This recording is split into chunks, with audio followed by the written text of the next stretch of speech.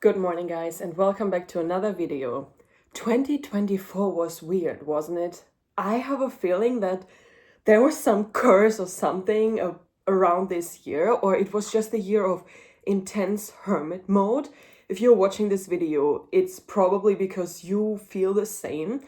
From my perspective, this year was so weird because I had a feeling that I was put on pause. I was pulled away, pulled out of everything, and just put into this place I've never been before ever in my life, and just focused on healing on a deeper level. It really felt like the universe was like, okay, wait a minute, girl.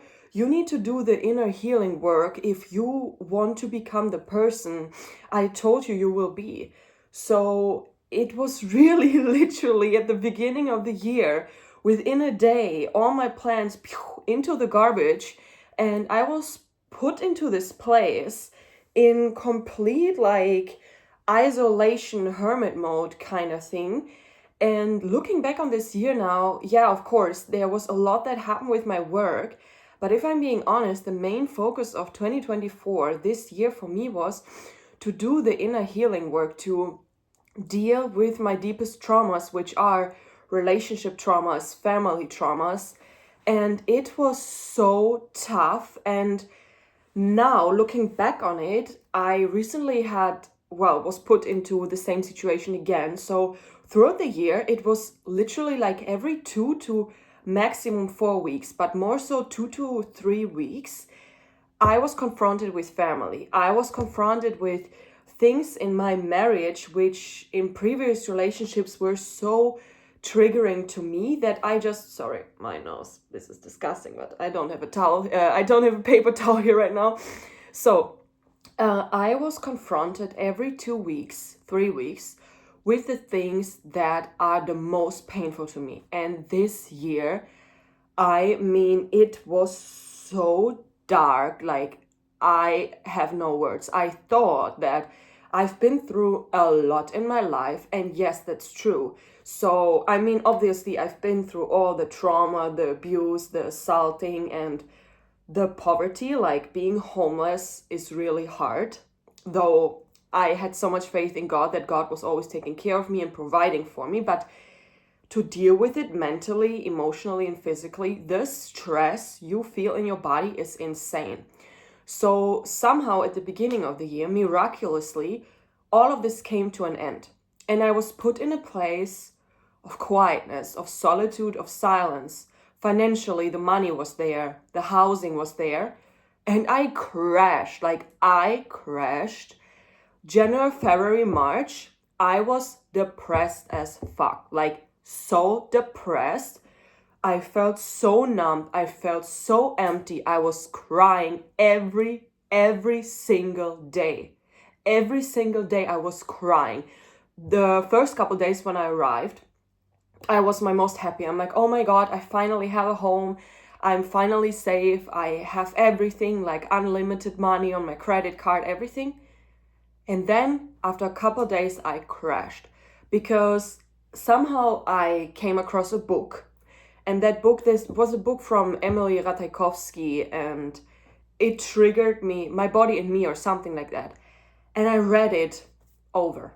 I read it in a day, and that was like destroying me because suddenly I remembered all the trauma I had from Hollywood, all the trauma I had from acting, from my parents, my relationships, but mostly also everything that was connected to my self-worth, to my confidence, and to my identity. And I crashed, and I don't know, like I was so dark. And when I look at pictures of myself right now, I'm like, I was not alive. I look like a ghost. I look like a walking dead. Like, it was really terrible. And my husband, he didn't understand. He was like, but why are you suddenly so depressed? Why are you so this and that? And I'm like, I don't know. But now looking back on it, I realized that for the first time in my life, and I turned 28 in February, I had the space to actually heal.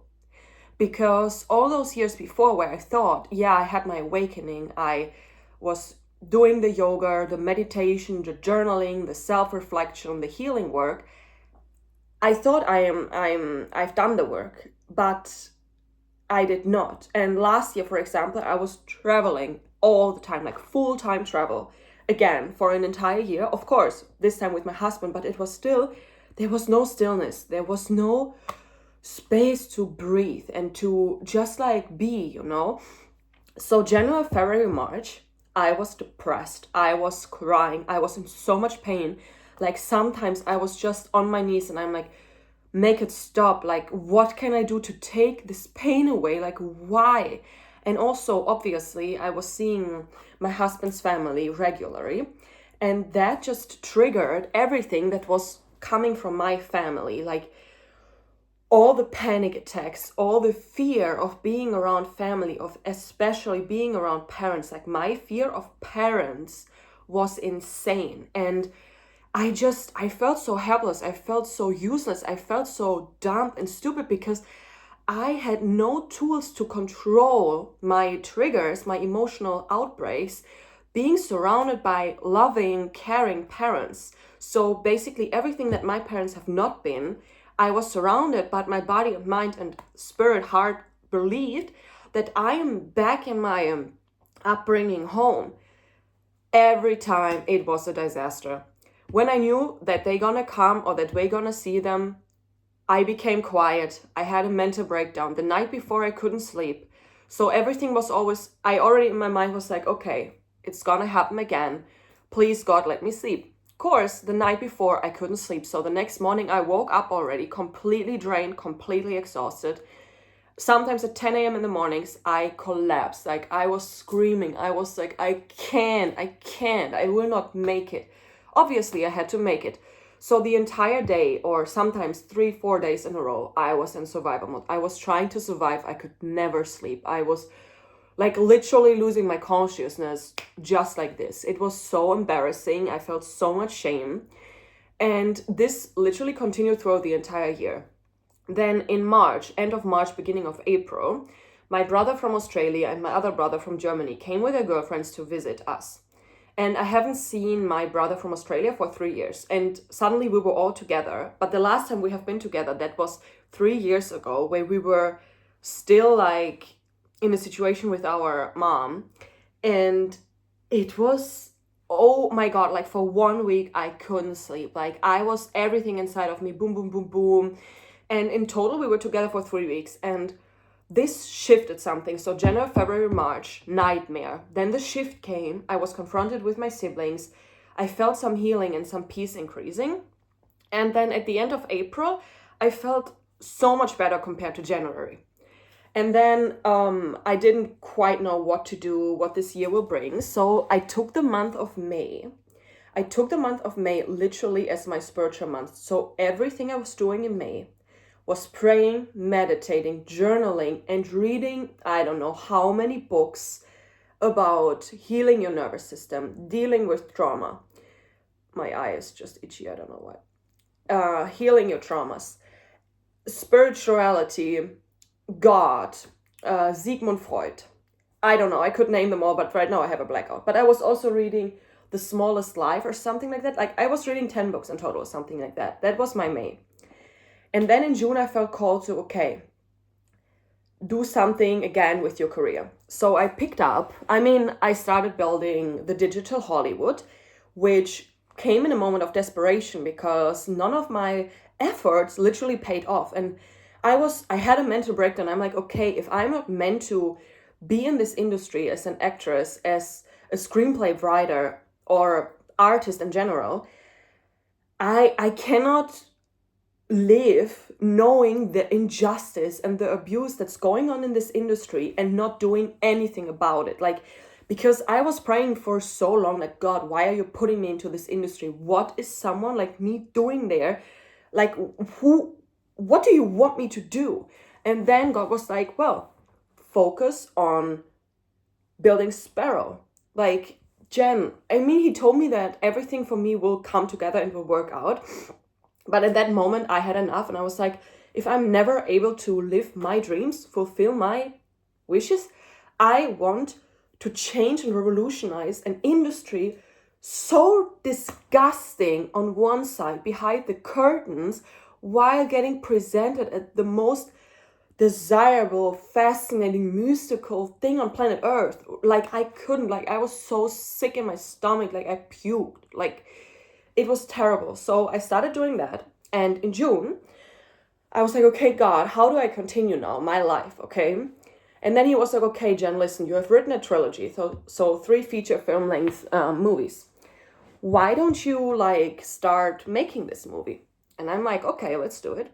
So I used my own platform. Ding, ding, ding, ding. That's how we connect the dots, right? It never crossed my mind. Like, it never crossed my mind, and it actually didn't come to me myself. Like, I was going on a walk with my husband. He was like, Jen, listen, why don't you use your own platform and try to make your own movie happen so that you could prove, sorry, my legs hurt, that it works. So I was putting my project out there. I was really afraid because I don't know, I have problems with believing in myself that I'm worth it of working with, if that makes sense, because that hits me now. Because I literally, I mean, I was auditioning for more than 600 times, 700 times, and no one ever booked me. So I think that I have a real fear or deep belief that I'm not worth working with, that I'm not worth believing in, and like spending your money into like your creative work, right? So yeah, it was really challenging for me, but I put it out, and then immediately like people applied and reaching out to me wanting to work with me, and I was like, wow, this is crazy. And then I actually found a producer really fast, and he is amazing. And like we were talking, so the month of June was like the development stage, and we were talking, okay, what to do with it. And then suddenly somehow, like it felt like everything is going into the direction of writing a TV show adaptation. And I was shocked. I'm like, no, why, God, why are you telling me after? Okay, it took me 3 years to write the trilogy, and I am not a learned screenplay writer, so the idea came to me when I was meditating in like a forest in my 6,000 people hometown, and a guy I've never seen before approached me, and he was like, listen to this, you need to write this trilogy. These are the names of the leading characters. This is what it is about. This is a storyline. Disappeared. And I was like, oh my God. And the first year I was like, no, I don't want to take on this project because I know how hard it is to write a screenplay. And everyone who says it's easy has never done it. It is so hard. It is so complex. But anyways, it took 3 years to get a trilogy done. And I was like, okay, I'm accomplished. I got it. I focused on making the movies. And then God told me, no, girl, you focus on adapting this into a TV show. I was mad. Like, mad is not even a word. I was frustrated. I'm like, no. I like, it took me 3 years to figure out how to write feature film, with reading all the books, I don't know how long I was writing on. The first year, everything was on paper. I didn't even know about Final Draft. I didn't even have a computer, to be honest, so I couldn't if I wanted to. But yeah, so then God told me to write a TV show adaptation, and I had no clue. But then this producer, he was actually someone who was writing TV show for Warner Brothers. So he wrote me like 10 scenes for the first, or maybe a bit more, I don't remember right now. He wrote me some scenes for the pilot. And then I looked at them and I was like, okay, so this is how it is. And then I started to listen to all the YouTube videos about screenplay writing and how to do it. And I ordered all the books I could find on Amazon, and I was reading them for a month. And then I was like, okay, you know what? If I'm supposed to do this, God, you right now tell me what the first episode is about. And then I went outside and I took a pen and I'm like, okay, God, show me. And then I wrote within 1 hour, the entire first episode came out of this hand through God on the piece of paper. And I looked at it and I was like, holy shit, this just happened. This is crazy. So I then, because they say that the ultimate test is to present it to like your family and friends, and if they are being captivated, then it's good. So I gathered like my family, their boyfriends, girlfriends, whatsoever, and I like talked them through the first episode of my TV show. and holy shit, like their eyes were glued on me. No one was saying a word. I couldn't believe it. This feeling was exhilarating. I was like, are they really listening to me? To me? To me? Like, I cannot believe that they are captivated and interested in what I'm doing. That was crazy to me. So I was really motivated. And then it took, 4 more months to somehow miraculously write the entire TV show. So I have 3 seasons, and each season has 8 to 9 episodes, 50 minutes long, because it's a sci-fi mystery drama. And in between, of course, a lot happened. The producer and I are not working with each other anymore. I found some actors. I went through a lot of disappointments.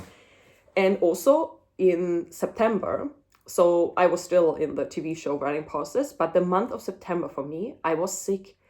The entire month I was sick. So I was working from January till August, going through the family traumas. Like literally, I've never felt so regularly this terrible inside my body, heart, and brain. The exhaustion, I couldn't manage it anymore. It was horrible. On the other side, like something with my creative work transformed. And then in September, God knocked me out. I had COVID first for 2 weeks. Then I thought it's gonna get better. Then I got a middle ear infection. I was dying. And for 1 month, I could do nothing. And suddenly I wake up and it's the middle of October. And I was like, oh my God, what did just happen? It was summer and now it's autumn. For a month, I could do nothing. I mean, the only thing that I was doing while I was, trying to survive, I stayed in bed for literally 3.5 weeks. I didn't move. I couldn't even go for a walk. The only thing that I could do was going to the toilet and maybe sometimes going to the fridge, but otherwise my husband was cooking for me and doing everything, and I was just in bed crying and surviving. Like, it was really horrible. But it was probably because I ignored my inner voice too long. So I saw it from a very spiritual perspective, and I was using this process as purification, as just cleansing myself. I saw it. So from spiritual perspective, I was in a very bad state since I was 12. That was the starting point of my anorexia, eating disorder, bulimia journey. And then all the extreme sexual relationship traumas happened. Family traumatized and fear of abandonment and no love. That was for my entire life, from my parents. But yeah, so how I saw it is that because I've done from January till the beginning of September, I have literally faced and worked through so much of my family traumas, and I just increased my tolerance and reprogrammed my brain and my responses in a way that then the big cleanse happened. So I was so sick, it was literally from head to toe, everything was sick. I had sinus infection, ear infection, I had COVID, I had something with my, I don't know this word for it, my bones hurt, my muscles hurt, everything was in pain. Sorry, my nose. And it was a month of cleaning. And then afterwards, the rest of October until now to November, so that was 4 weeks, I finished adapting the entire TV show. And then I didn't know what to do anymore. And then I saw the parents again and the family. I felt nothing, no fear. I felt I could sleep the night before. I was not falling into complete silence on the way to them, because through the entire year when Dom, my husband, was driving us, or I was driving to distract myself, I couldn't talk. The closer we got, or literally the second we got in the car, I shut down. I couldn't speak anymore. I was completely blocked. I was so anxious. I was so afraid. And I was just breathing and praying. But God told me, trust me, trust me, trust me. You're not alone. I will help you through it. So I trusted. And then that was actually now in November, a week ago, I saw them again in his hometown, which was always the worst. Nothing. There was nothing. I was like, wow, I made it. Whoa, what happened? So I had this success.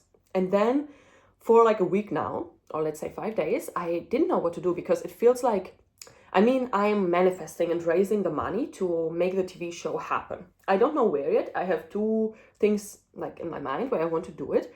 But God told me, don't focus on it right now. You did the work, you wrote the show, your project is out there, you reach out to investors. Let me take care about this right now. And I'm not like this anymore. If God tells me something, I accept it.